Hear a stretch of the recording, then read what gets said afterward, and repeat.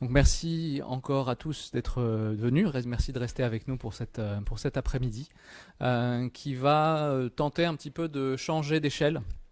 Nous étions sur les équipes dans la crise à une échelle restreinte, l'équipe au sens restreint du terme. Nous allons essayer là de prendre un petit peu de hauteur, alors pas nécessairement de recul forcément, puisqu'on sera toujours dans une dynamique très intense, mais de parler de crises justement qui, de par leur envergure, vont complexifier le cadre des opérations et vont peut-être aussi compliquer la recherche du but commun. On va notamment un petit peu avoir ces questions-là où lorsque l'on passe à un niveau national ou supranational, comment arrive-t-on à trouver ce but commun? On s'entend que la mission dans son ensemble, dans son esprit est commune, mais les priorités peuvent ne pas l'être. Et donc du coup, il peut y avoir une tension qui s'exprime à ce moment-là. Ce ne sera pas le seul sujet que nous aborderons ici. Il va y avoir beaucoup d'autres éléments de complexité.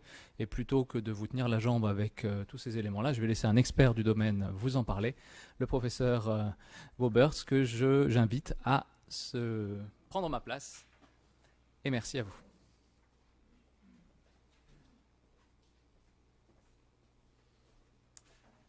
Thank you very much.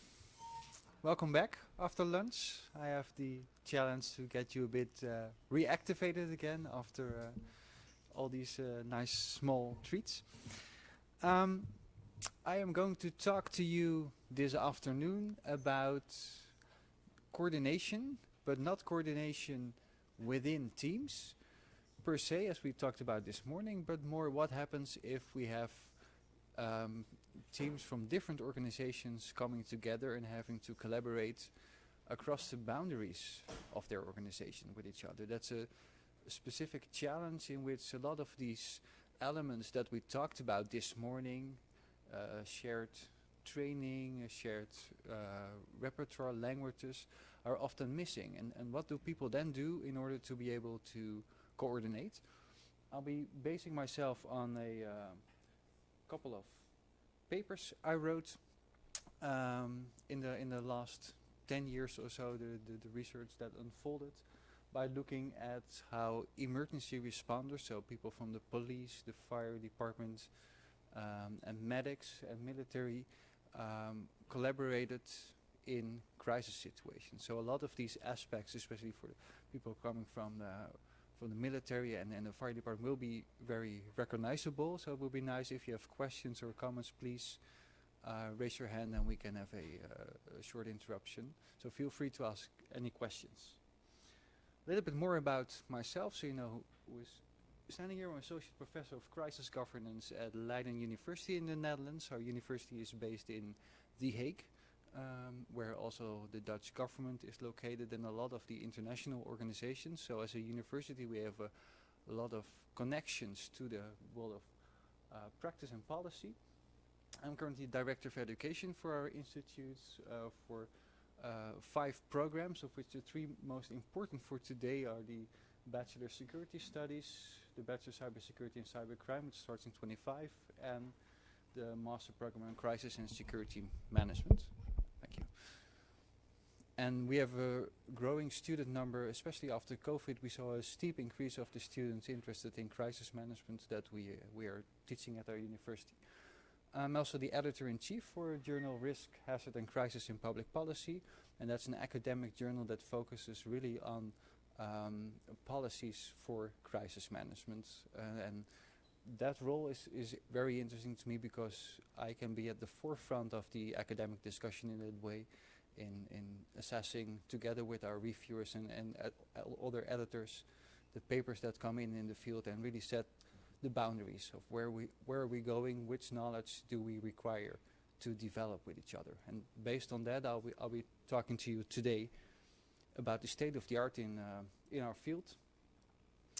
The topics focus on what are the most important aspects of crisis management, just a short introduction to get each other at the same level. And then I will be focusing on coordination across the boundaries of organizations. And I thought it would be nice not to only talk about theory today, but to... Is it okay? Yeah, thanks. Not to talk about theory today only, but to especially use cases that I've researched together with my colleagues at the university, but also very much together with the professional emergency management community in the Netherlands on sense making after the terrorist attack in Utrecht, and also sense making and coordination after the terrorist attacks in the UK, in Manchester, and I'll be focusing on the London response, because we see a lot of parallels in those operations that we can learn from and learn to understand how people make sense of what's going on. So first of all, what are the key tasks in crisis management? What do people need to focus on? It all starts, the whole cycle, with trying to find out what's happening. Recognition and sense making, those are the two key aspects that people start to do in any crisis. After that, the focus will rely on organizing the response, making key decisions. We talked about it this morning, how difficult and lonely that can be. Coordination, coupling and decoupling, so which connections do you want to create with other organizations, but also which parts of the operation you want to segment more. And something that we won't be talking about today, but a lot of importance also lies in communication and meaning making. Meaning making is quite interesting in terms that's not so much in how do you want to frame a specific, how do you understand a specific situation, but more how do you want to frame it for the public, to take them along in the understanding of the crisis you want to convey. So this is also very much a political movement that is important, that we see a lot in more politically oriented crisis. And a lot of research also focuses on the aftermath, the responsibility, lessons learned, and resilience, the topic, of course, of the chair. How can we really bounce back, but even bounce back better? So how can we become more effective and more, better to deal the next crisis? Today we'll be focusing on the top of the circle, on sense making and decision making. And there actually, once you zoom in on those top two, it's really about, like I said, making sense of the crisis situation, but also taking actions alongside others. And how do you want to coordinate? Which aspects do you want to synchronize? But also what aspects that you're working on will require too much energy given the dynamic of the crisis. So which are the things that you can leave alone? That is also a very important aspect that's often forgotten in terms of coordination, but is actually critical in these operations. And in that process, do you follow all the procedures, or when do you take the room to improvise? A lot of the work that I've been doing is based on the interaction between emergency services. Here you see some of the videos I've used in my research on the coordination between police, firefighters and medics on scene and in different command centers. And in this study, we really looked at how do people coordinate, because a lot of the literature on coordination deals with situations that are more stable, more predictable. If you look at the coordination literature itself, it starts really way back with studies on, for instance, in the Industrial Revolution, on how rail companies needed to invest the same time in order to be able to timetable all those trains going across the country. And then it moves towards environments like factories, where you can really plan on which task does emerge first, which task is second, and really a design-oriented focus on coordination. And that shaped the academic debate, actually. And that is focus that really became on integration. So how can you have separate elements in a organization, and what do you need to do to bring these together? That is the focus of the literature. And it says we really need three aspects there. It needs to be predictable, what's coming next. It needs to talk about accountability, who is responsible for which elements, and you need to have a common language and common understanding of what's going on. If you organize those three elements, then you're fine, and then you're all set to be able to coordinate the work with each other. And then coordination is very much seen not only as a process which you can plan for, but it's also a process that is unfolding, temporarily unfolding synchronization of these work processes to reach a collective performance. The thing is that once I was studying how these emergency responders worked, I figured that a lot of the elements that we talk about in the academic literature were not there, or were not fully there. It wasn't that predictable at all what was going to happen. It was sometimes very difficult to find out who is responsible, especially when there are multiple organizations involved. And people didn't always have that level of common understanding, but they still were able to interact and to coordinate. So I was wondering how can you really work then? And this was the challenge that I saw, that based on the academic literature, you really need attention on structured role systems, common expectations of workflow and shared task knowledge. But during a crisis, we saw a lot of unexpected events, a situation that's difficult to oversee, various demands, different interests of different organizations, all under time pressure. And that really shows that the conditions for integration that we normally would find out for coordination were not there. And that made the environment very much characterized by ambiguity and by discontinuity. So it was unclear for people what was really happening. And the formal plans they had broke down in several ways, so they had to adapt all the time. And that really set me up to develop a new theoretical perspective on how coordination is achieved. And that's a perspective that centers on fragmentation. This is the main model that's in the paper. And there I started, it's a process model, so I started from, there's a certain trigger with an unexpected event during a crisis, and people need to respond to that. So they need to have creative solutions, work around procedures in order to adapt. But that results in something where it is really difficult, where people start to adapt ad hoc. And that results in a situation where it's really difficult to oversee what's happening. And once you have not enough overview of the situation, then the first response is then to try to get that overview. And that's we saw that a lot of crisis managers started to delegating certain tasks to other people in the organization in order to win some time to step back and to take some overview. But the direct consequence of that, especially when the situation became bigger, is that you have all these separate clusters of people working on different elements, and people are really losing more overview, because of course these people do report back, but not all the time, and the dynamic in these different sectors is also differently, so people struggled really to get it understanding.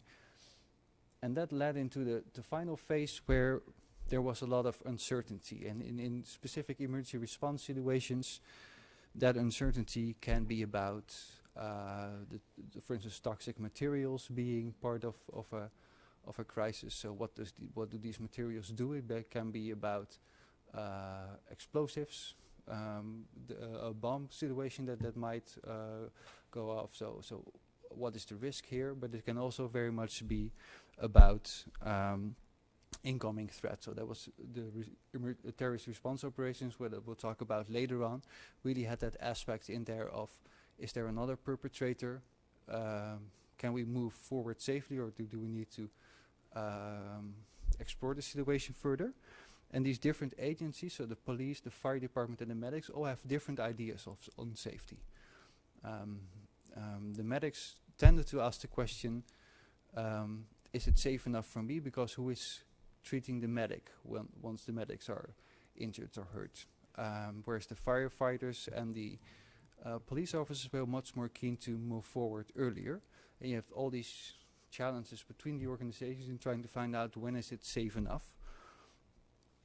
That led to people really having a multiplicity of interpretations. So what we saw in these crisis response operations is not those three conditions of integration being dominant, so not predictability, accountability, and common understanding, but very much adaptations, separate pockets of control, and a multiplicity of interpretations. That really was the core of what's happening and how they were working. And that led us to discuss with them, but also analyze that there were also certain virtues of fragmentation here in their operation. So, of course, ad hoc adaptations facilitated a more loosely coupled action, so quick responses to the situation that were required, so the flexibility that we talked about this morning. And the functional compartmentation of the pockets really enabled parallel processing, so it enabled different groups to move forward quickly and to operate in a situation where under the uncertainty of the environment, they were really able to make certain steps to find out whether they could move forward or not. And they started negotiating and exploring their differences with each other. And these were actually elements that enabled them to respond quickly to the situation and to coordinate. And these were some of the main characteristics of coordination. In this paper that we wrote, we really pushed the boundaries of the academic debate a bit forward by saying, okay, we need to know more about how people work under these conditions, because it's really a different type of working that we have been studying in organization science up till now. So this was really also for me a starting point for a real line of research into how do people operate in these environments. A key element here in terms of moving this line of research forward was about the tram attack in the Netherlands. There was in 18 March in 2019 a terrorist who entered the train and started shooting in the train, killing 3 people, injuring many more, and then fled the scene.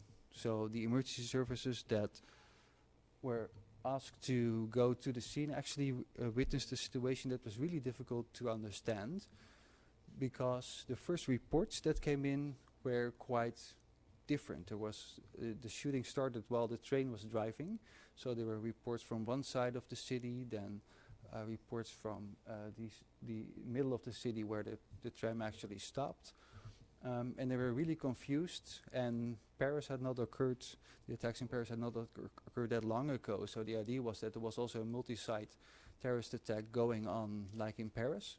So quickly all these agencies scaled up, and there was really a big challenge to find out what was going on. And this was the moment before COVID where we have not heard yet about lockdowns, but this was the first time in the Netherlands that an entire province and the city of Utrecht was put on lockdown because they were afraid of an ongoing terrorist attack, which actually was not the case. It was one perpetrator fleeing to a house of a friend of his and staying there after the attack. What was interesting about this case is that it involved so many teams from different response agencies. I interviewed about people belonging into 15 or 16 different teams in the response operation, from the emergency services, but also very different teams within the police, the special forces, but also the criminal investigation teams. And here the challenge was really finding out what was going on. Not long before that attack, you had the attack in New Zealand in a mosque. I don't know if you remember that one, where there was, of course, a massive shooting over there, and that triggered the minds of the people responding to this crisis, because they heard some information, they found some information online that there might be a perpetrator moving to a mosque, and that immediately triggered that frame of an ongoing attack there. So they were initially, after the shooting, there was an element about a live stream, some terrorist filming himself and moving towards a mosque. There were different reports of different suspects. Some of the people that called in actually saw an armed person entering a car on the driver's seat. Somebody else called in, saw somebody sitting on the passenger's seat. There were reports of the mosque. There were also reports of somebody walking with blooded shoes into the city. And because all these different calls came in right after the attack, the agencies initially thought that it was an attack with 4 perpetrators. But very quickly, different units moved to the scene, and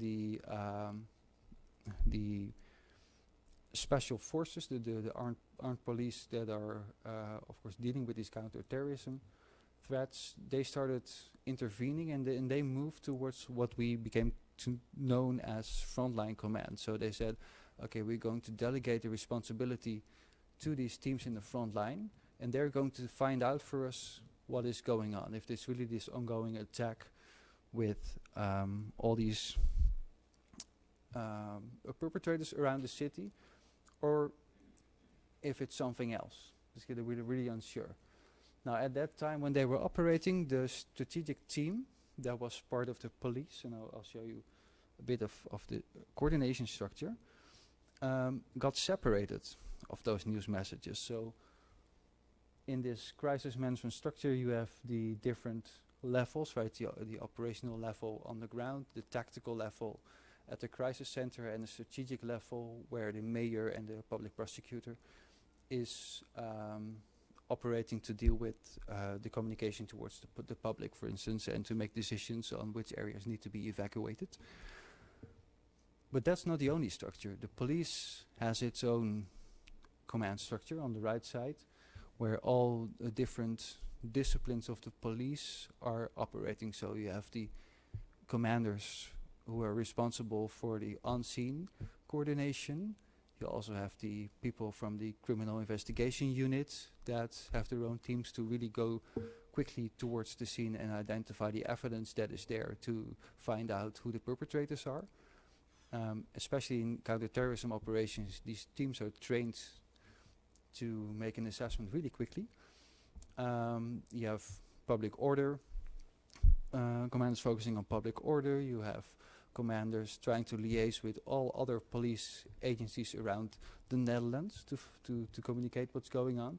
So this is really a big, sophisticated structure. And in what the police did was not too clever afterwards, but they reflected on this a lot, is they activated the same structure in all the regions to be able to share information. But that meant that 12 of these structures were going live at the same moment, and everyone asking towards each other what's going on. So they were more busy with trying to inform each other than having the capacity to really get that information. So there was an extensive structure that emerged. And the big challenge here was really finding out what is going on. And it looks somewhat like this. This is not the network of the structure itself, but just an example to give you a bit of an impression of how that works. And a lot of different teams started sharing information and started finding out what was going on, trying to coordinate their responses. But in each section of the network, different information and different ideas were floating around about the amount of suspects, about the actions that were taken. So here we have really a situation of distributed sense making that was going on.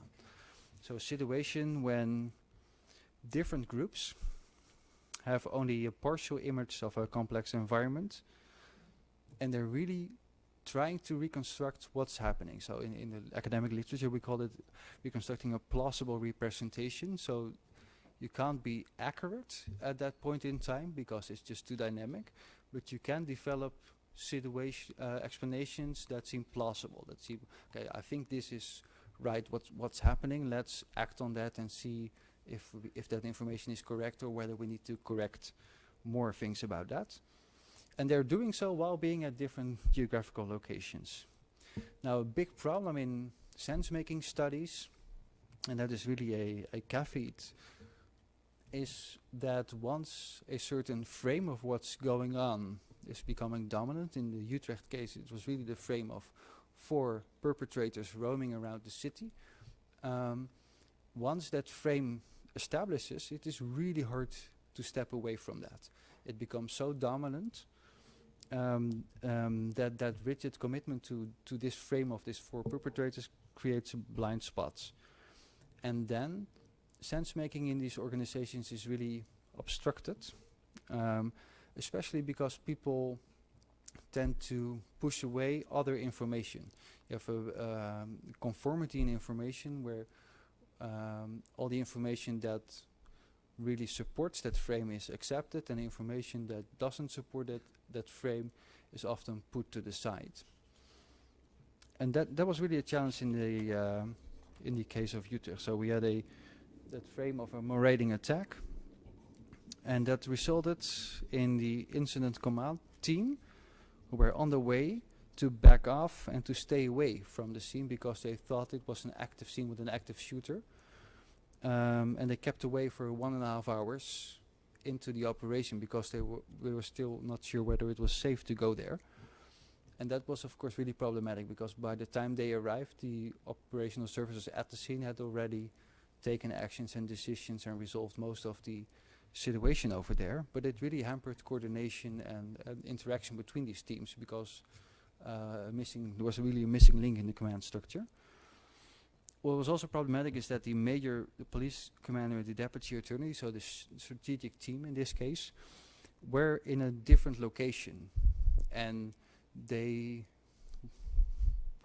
became disconnected from the rest of the teams and really believed in that idea of those 4 terrorists roaming around the city. While in contrast, the special police forces, the DSI as they're called in the Netherlands, they were on scene and really moving fast, checking out information and acting upon it. So what they were doing, actually going towards that mosque and to find out, are there perpetrators over there? No, they're not here. So we're going to move forward. And at some point in time, they found the getaway car of the suspect, and they found a big ladder on it from the suspect, who was convicted for something else and wrote a response to the attorney on that letter that he placed on his car. So they were able to identify the possible perpetrator quickly, entered their systems that they have, and realized that they have a couple of possible locations where he is often at, also the location where he was found at the end. And they really quickly started to moving in and set in observation teams to make sure to lock down these different locations, isolate them, in order, and waiting for the moment when they got clearance to move in. Because in the Netherlands, those teams cannot move in on their own accord, but they need clearance from the deputy attorney. But that attorney was in a different team, still being convinced of the 4 perpetrators roaming around the city. So that information just didn't came together. And this is kind of the big challenge in that situation in Utrecht, where because the perpetrator moved to that house quickly, after the attack, not much happened. They were searching for him, they couldn't find him. But at the same time, it was really inertia in the operation, where the special forces were waiting to go in, and they couldn't get the approval to actually do so, while they were at the doorstep of the house where the suspect was found later on. And when they interviewed these people, that is really what they also explained, that at some point coordination was really over because of those units becoming independent. And there was also different objectives within the different teams. So for instance, the commander of the criminal investigation unit really had a different objective. They wanted to prevent follow-ups attacks, whereas the special intervention unit really wanted to act upon the information they had about where the suspect might be located. So the criminal investigation unit was really investing in mapping the suspect's network and finding out and making sure whether there were other links and other suspects in sight. So they wanted to prevent moving into one certain house and then risking that other parts of the terrorist cell learned about it, became active and did a follow-up attack. And these different ideas clashed and they didn't came together. And that resulted in the special intervention unit laying at the doorstep for over 3 hours. And the police chief of operations really reflected on that, saying, I think there was a crucial decision whether to raid the premises or not. And I don't need to know any detail, but it does matter a lot whether you assume that there are one or more perpetrators. It makes a big difference. And this was at the time where the police chief realized very late in the operation that that frame of an ongoing attack with different perpetrators was not actually what was going on. So in this paper we really reflected upon how that can occur, how different elements of sense making really don't come together. And it relates to a paper where we talked about the dynamic that occurs between integration and fragmentation. So in the first paper we identified that there were a lot of conditions for fragmentation, but of course that is not a situation that is stable, or that is, let's say, it's always all about fragmentation. You, especially in the emergency services that are trained and designed to work in a predictable manner, they have different roles like we talked about this morning. We also often have design modes of organizing. And we developed a model here where these organizations, and this is a paper where we looked at police pursuits, so how the police organization shifted during pursuing a suspect that fled by a car. And we noticed that they shifted also their modes of organizing. So while starting very often from a design perspective where there was a clear hierarchy in place, clear commander, once the situation became more dynamic, they shifted to frontline organizing.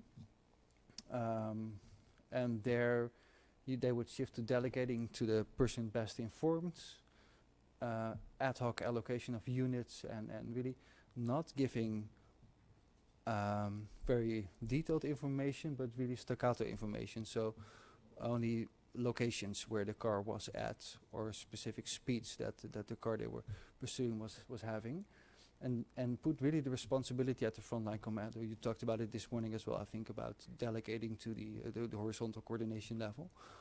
And we noticed that was the preferred mode of organizing in a dynamic situation. And in the case of Utrecht, we really had those command teams thinking they were in a design mode of organizing, but the special forces actually being in a mode of frontline organizing. And then you end up with an organization that drops down to that partition mode of organizing, where you have different clusters of the organization being involved in different elements of the operations. They have separate pockets of control, spontaneous involvement of units, and exchange of perceptions only. And that becomes really difficult to manage. But in the case of in the case of Utrecht, we saw how that failed. Interesting about this case of police pursuits, here we found out that it did work out, because there were some units still chasing that suspect and taking actions on their own. It was not a very safe way to do so. I mean, they're not. Are there people from the police here today? No. So I can say something about the police. They don't listen too well to their commanders.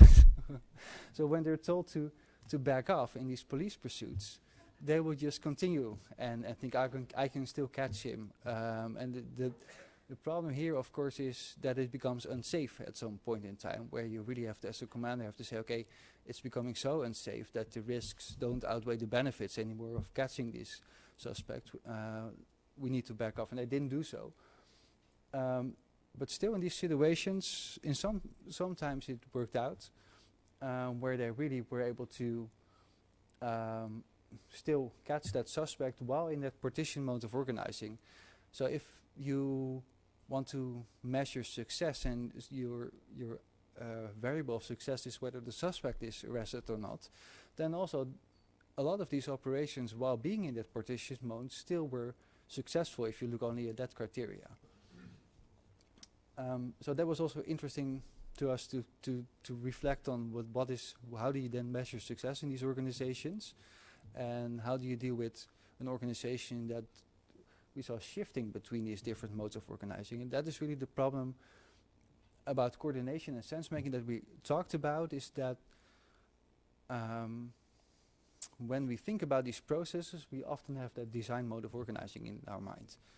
And other people that are used to operate in more dynamic situations, so the talks we had this morning, also know very much that frontline mode of organizing, delegation to command. And so in the army, generally, the theories of mission command are very much focusing on this element of organizing. But that shift to partitioned organizing and finding ways to move back and forth between these modes is really, for us, a way to find out how these organizations are able to operate at the edge of what they can achieve. So being resilient, for instance, is very much also has to do with this, about being able to bounce back from that partition mode to getting back in control towards the frontline mode of organizing. And when the situation is stable enough, switch back to designed. And that is also the part of the analysis that we are now currently doing, where we're looking at the terrorist attacks in the UK. And here we saw something that I recognize very much from the situation in Utrecht. This occurred in the 3rd of June 2017, when 4 terrorists were in a white van, hit people across the London Bridge, crashed the van, which was full of fake explosives, ran into the area that's known as Borough Market in London, and started stabbing people. And a lot of people were injured, and 5 or 6 people lost their lives. But what is interesting here, in terms of looking at the response, is that while the organizations were really trained to operate in these conditions, it turned out that the police on site waited for help for the paramedics that didn't came. They waited for 3 hours for paramedics to come and help them. While some of these paramedics had training for dealing with terrorist operations, so they were actually, I'll show you the suits that they have. So these trauma units were actually trained to deal with these situations, but they didn't. Those highly trained paramedics were not being used, and we wanted to find out why does that happen. Because those terrorists that started stabbing people after they crashed their van were shot by the police units at 22:17, so that is 11 minutes after they commenced their attack. So the perpetrators were dead 11 minutes after the attack, but it took the emergency services more than 3 hours to actually go into specific areas to help victims. And here we have that same problem of that distributed sense making that occurred. The frame of an ongoing attack was so dominant that they just didn't feel safe. And the reason was that the first paramedics that came on scene were confronted with a lot of people that were seriously injured with cut injuries, but they also heard explosions and shots. It turned out in this big area that was the police shooting the perpetrators, and the special intervention teams raiding certain premises with the grenades they throw in, which gives sound effects and smoke effects. And it triggered to a lot of the medics that were on scene that the attack was still going on, and the people in the neighborhood were also calling in these explosions and attacks. So the image that the people got in these different locations, there was a really hot situation, really dangerous situation, where in fact the situation itself on scene was under control. The thing is that they have a procedure in place for this, a procedure where they have the hot zone, the warm zone, and the cold zone. And once this situation of a terrorist attack is called in and called through the Plato procedure, only armed personnel can be in that hot zone. So the other units retreat to the cold zone, and they will pass on the people that are hurt to the warm zone and get them out again. So this is a specific procedure to make sure that you protect also the emergency services themselves. But by not being able to operate in that warm zone, they didn't receive the information about what was going on there. And that was really difficult. And you should say, well, why doesn't the police just tell to the other agencies what's happening over there? But the police itself was also getting these mixed signals of attackers going on. One of the perpetrators was wearing a red jacket, and he threw away the jacket. So they were still looking for a terrorist with a red jacket that they couldn't find under the 4 suspects that they shot.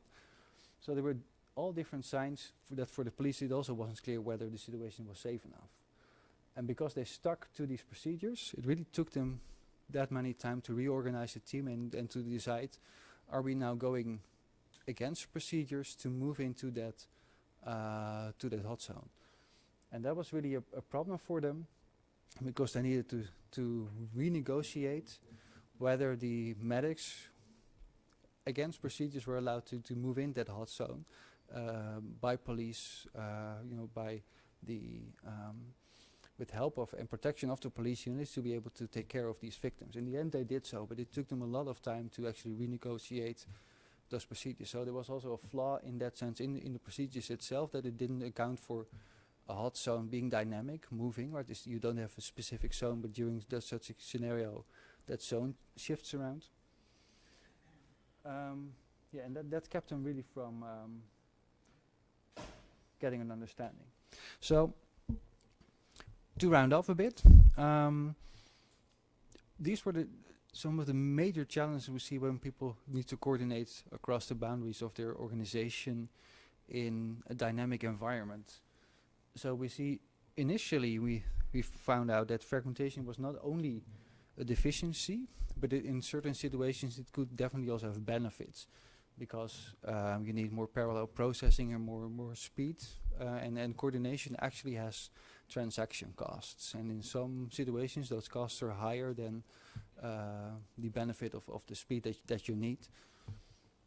So it enables flexibility, sensitivity to operations and improvisation, but we also found out in later studies that it wasn't all about just integration versus fragmentation, but there were actually these different modes that people shift in. So it was about the design mode, which is more focusing on integration, frontline organizing, and partitioned organizing that mostly reflects that fragmentation perspective. And underlying that really influences the type of sense making. And the big challenge that these organizations face is because of their hierarchical structures, the type of interdependence, so the type of relations between these people doesn't facilitate the questioning of information so much. So if you have a tree-like command structure, you really don't often create the opportunity in these organizations to discuss what's going on. You actually accept the information that you get from the others and start working from that. And in where the uncertainty is high, that became really problematic. And there we see 2 elements that hamper this sensitivity to operations that we discuss in the papers. That is a bunker syndrome, which we called it, that there was a fixation on their own view within teams, like really sitting in the bunker. We adopted that term by observing the crisis teams in Amsterdam that are located in a specific bunker. And their perspective was all their own perspective within that team, but they weren't able to connect to everybody else. And the fallacy of centralization. So we also notice very often that some of the highest commanders on scene didn't receive any information and felt that not receiving any updates meant that their view of that moment was correct. And that was really challenging in this situation, because very often what actually occurred was that they were stuck in that design mode of organizing, where the other teams were actually moving forward, but not being able to share all the information about the situation with their higher command levels. And you can solve this within one organization, but it becomes really more difficult when you have all these different organizations responsible for specific parts. So when we work in the military, we often have systems in place to prevent this from happening and share information, share platforms and clear lines of command. The problem is once you deal with multiple organizations with different backgrounds in the same situation, that you often don't have this completely in place. So this is really a big challenge there. And finally, to round off, that logic of plausibility is key here. So very often in a crisis situation, you can't have the complete knowledge of what's going on, the complete awareness. Whereas in all the protocols and the way you think about crisis management, this is very often communicated, that you need to have that. You need to have accurate information, you need to validate the information. What we found out that is often more helpful for crisis managers to work from a logic of plausibility. Say, is this thinkable that this is happening? And if it is so, you better put somebody on that to find out. So and to act upon that information that comes back, instead of saying, I don't accept this information because it's not validated, so we push it to the side. And that was really a challenge that we saw that hampered sense making. So that logic of accuracy is really difficult, and it hampers people from being adaptive in these situations. So the role of plausibility is very important here. So based on these materials and the theories that we use, so I tried to give you a bit of a broader understanding of the dynamics of coordination and how people make sense across the boundaries of their teams. And I'm looking forward to the other presentations this afternoon to have a discussion with you, because I might imagine that some of you think, okay, I disagree. I think it can be done in a different way, so it would be nice to discuss that. Thank you.